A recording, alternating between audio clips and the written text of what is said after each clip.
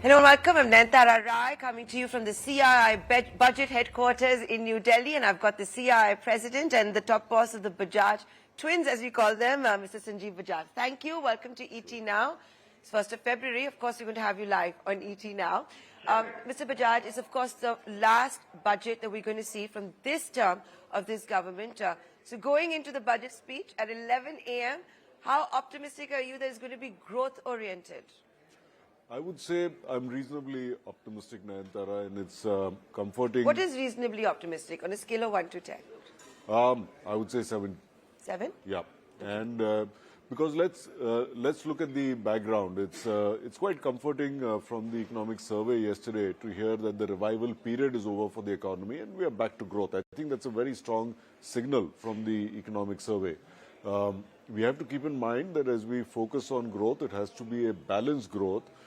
And you have to balance it with fiscal prudence. Governments around the world, including in India, have had to spend more in the last few years to save first lives and then livelihood. And now we have to get back on a recovery path. So keeping these things in mind, a strong continued focus on growth, but also greater prudence now in fiscal management to get our fiscal deficit back in control in the coming years. Yeah, we'll have to see what kind of public expenditure estimates that we see put out by the Central Exchequer. But Mr. Bajaj, having said that, and if indeed the pandemic recovery is behind us and we need to continue to boost consumption, a good time to cut taxes a year before elections too? You know, it always helps to increase spending because we are a large consumption economy and consumer demand can play a very significant role. We also have to keep in mind that we are seeing in the last year or so a bit of a K-shaped recovery, which means the lower income segments have still not found an opportunity to grow, and it makes sense because they got hurt the hardest through the pandemic, through the slowdown. Inflation bites them the most. And that's why a rationalization of personal income taxes at that level will put more money in their pockets, will create greater security, and hopefully will spur spending in those segments as well. Mr. Bajaj, which camp do you believe in? India has seen one of the best performing stock markets on this planet. The real estate market has recovered after so long. Now the time to try and do any changes with capital gains tax, whether it is the percentage or the tenure? The important thing on capital gains tax and other taxes as well as CII is we are asking for a simplification, a rationalization, so that it's easy to understand, it drives ease of doing business. So it's not that we are looking for a reduction in rates over there, but we're just saying that there are so many different classes, you have so many different periods, rates. The more we simplify it, the easier it is for business to understand and follow. And India has this great opportunity from now in the coming decades to become this manufacturing hub for the world. In whatever we can do towards that, this is the time to doing it. Mr. Bajaj, you know, you understand markets so well. We were checking out where the markets were 31st of January last year and this year. Flat. I know it's not the finance minister's job to look at the stock price, to look at the stock markets, but what, according to you, can really move the needle? Because we have been one of the best performing markets. You know, the markets eventually are a reflection of both what's actual on the ground, but also expectation from the future, at least in the medium to long term. In the short term, it can be a gambling machine, but as they say, in the long term, it's a weighing machine. And that's why what's important for the markets is to understand how the promise of India is going to get converted into action from this year onwards in the coming years. Banks have never been better for a long time, something the economic survey also took cognizance of just yesterday. The big bank cleanup that's taken place, they of course praised the 8-year reforms that we've seen in the economic survey. But Mr. Bajaj, now that we have that, and while we focus on deposit growth, this, that and the other, what can be the big reforms, even if it's outside of the budget? Because, you know, everyone has high expectations when it comes to the banking sector. Is it time for consolidation? We have one privatization exercise already underway. It's very important for India to ensure that we have a strong financial services sector to support the real sector's growth in the coming decade. So while we have to do everything that we can to attract foreign capital, because we need large sources of capital, especially for long-term requirements, but we also have to make sure that banking, NBFC, insurance, asset management, these sectors get more and more competitive. Look at what's happening in the insurance sector. By opening it up to the private sector in the last 20 years, we have multiplied the number of insurance companies there, and we have significantly expanded the reach of insurance. This is something that we need to do with banking as well.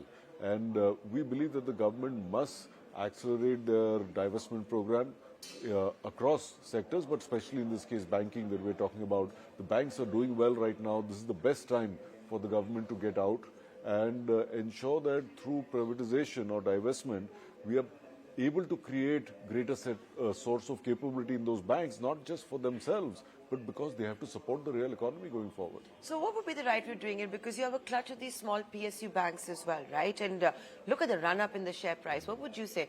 Should it be consolidation, something that we saw in the PNB way, or maybe, strategic sales, privatization? That's for the government to decide. There are multiple options, and you just highlighted a few of them. We've seen whether it's consolidation, whether it's divestment, whether it's listing, like in the case of LIC, a very successful process that happened with Air India. This government has shown both intent and action, and we think they just need to accelerate in that process. Is the most important thing perhaps black and white and no grey? That's, of course, always the most important in the budget and the fine print. Well, the clearer it is, the better, but life is always shades of grey. But what I found very interesting, the economic survey was yesterday when they were talking about co-partnering industry. Have things actually changed on ground, Mr. Bajaj, from distrust to trust to becoming co-partners? A lot of it has changed. A lot of it is moving in the positive direction. A number of laws have been decriminalized. If you look at a number of plans of the government on data, on information, being very practical. So there is a lot of work that's already being done, but we have to continue to do more because this is a moving target. We have competing markets which continue to grow, which continue to improve in their ease of doing business, reduce cost of doing business. And I just hope we see greater coordination between the center and the states, because eventually investments come in the state.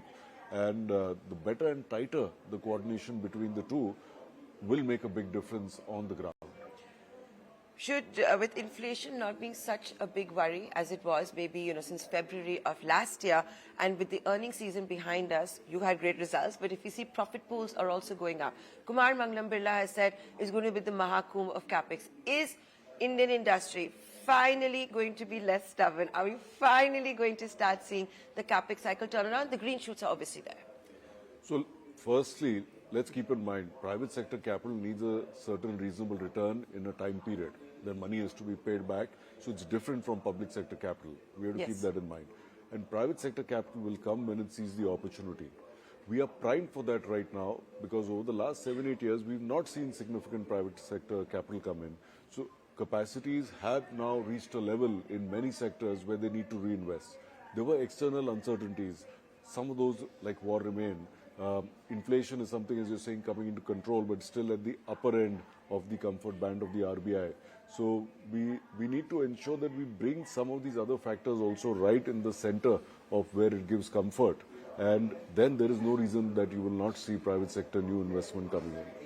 And my final question to you, the economic survey hinted that, we should go back towards fiscal management is what your opening answer as well was. So what is industry at the same time wants the central exchequer to loosen the purse strings, but to cut down sharply? You folks want a 25% increase in expenditure and want fiscal consolidation.